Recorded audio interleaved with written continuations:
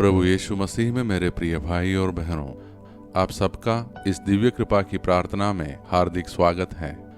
आज हम सब मिलकर एक बार फिर परमेश्वर की कृपा को अपने जीवन में आमंत्रित करते हैं। यह महीना हमारे देश भारत के लिए विशेष है क्योंकि हम स्वतंत्रता का उत्सव मना रहे हैं। स्वतंत्रता केवल बाहरी नहीं बल्कि आंतरिक भी है।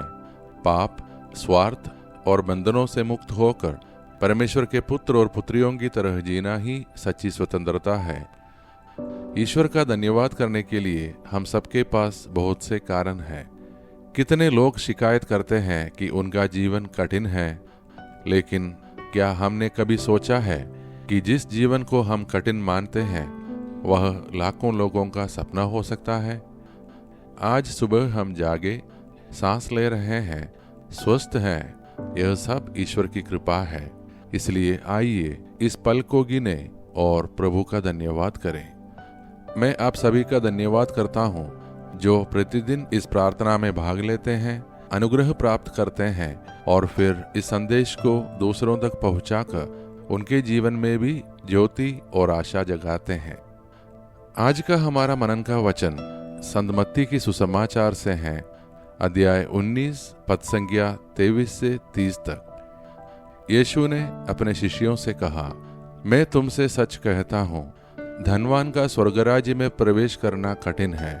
फिर मैं तुमसे कहता हूँ, ऊंट का सुई की आंख से निकल जाना आसान है, परंतु धनवान का परमेश्वर के राज्य में प्रवेश करना कठिन है। प्रिय भाई और बहनों, प्रभु यीशु हमें यहाँ धन संपत्ति के बारे में सिखा रहे हैं। धन स्वयं में बुरा नहीं है, वास्तव में यह परमेश्वर का दिया हुआ उपहार है। हमारा परिश्रम, हमारी बुद्धि, हमारे अवसर, ऑल गिफ्ट्स फ्रॉम गॉड।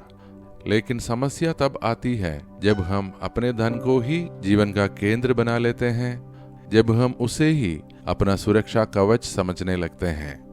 आज के समय में लोग अपने रिश्तों को भी धन से मापने लगे हैं। शादी, मित्रता, यहाँ तक कि परिवार के रिश्तों में भी पैसा एक पैमाना बन गया है।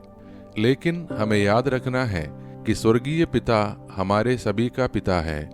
जब हम किसी गरीब, अनाथ या विधवा को देखते हैं तो वह भी उसी परमेश्वर की संतान है। इसलिए हमारा कर्तव्य है कि जो हमें मिला है उसमें से हम दूसरों के साथ बांटें।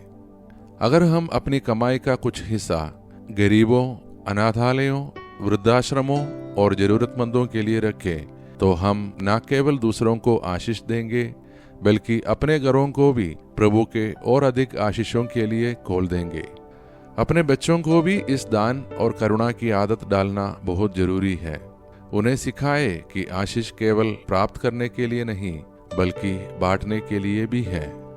कितना अच्छा होगा यदि हम अपने जीवन के खास दिनों जैसे जन्मदिन, सालगिरह या किसी बड़ी सफलता के दिन केवल पार्टी करने में ना लगाएं, लेकिन उस दिन गरीब बच्चों को खाना खिलाएं, किसी वृद्धाश्रम में दान दे या अनाथ बच्चों के साथ समय बिताएं।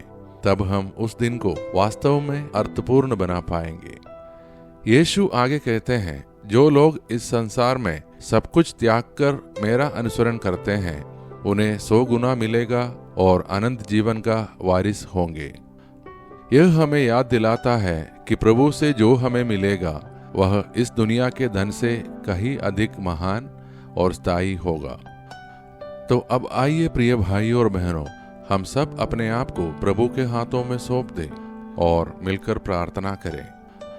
हे सर्वशक्तिमान परमेश्वर, जैसे ही हम इस नए दिन की शुरुआत करते हैं, हम आपके सामने धन्यवाद और स्तुति लेकर आते हैं। जीवन के इस अनमोल उपहार के लिए धन्यवाद।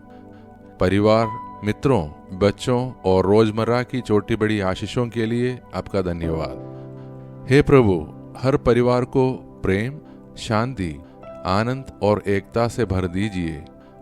हमें एक दूसरे की संगति में सुकून और सांत्वना मिले।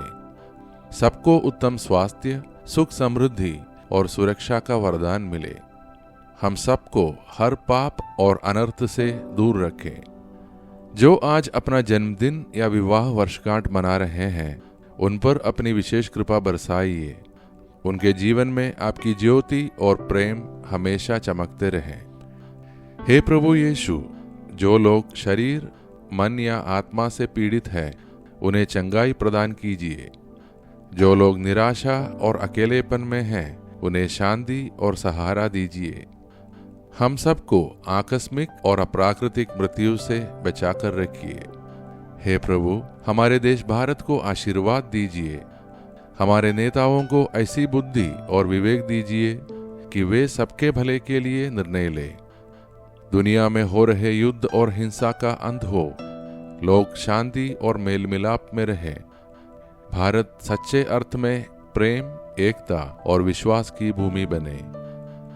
ये सारी प्रार्थनाएं और हमारे मन के अन्य प्रार्थनाएं हम समर्पित करते हैं हमारे प्रभु यीशु मसीह के नाम पर। आमीन। हमारा पिता परमेश्वर का प्रेम, प्रभु यीशु मसीह का अनुग्रह और पवित्र आत्मा का सहभागिता हम सभी के साथ सदैव बना रहे। आमीन।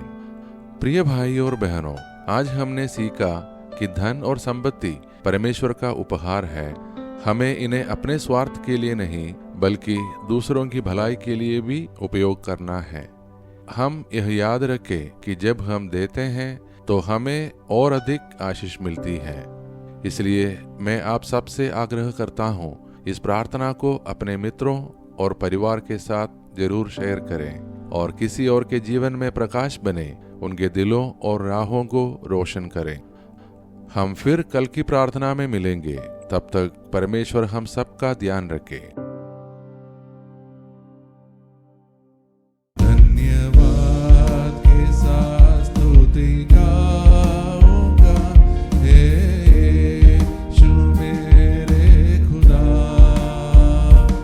उपकार तेरे हैं बेशुमार, कोटि कोटि स्तुति धन्यवाद।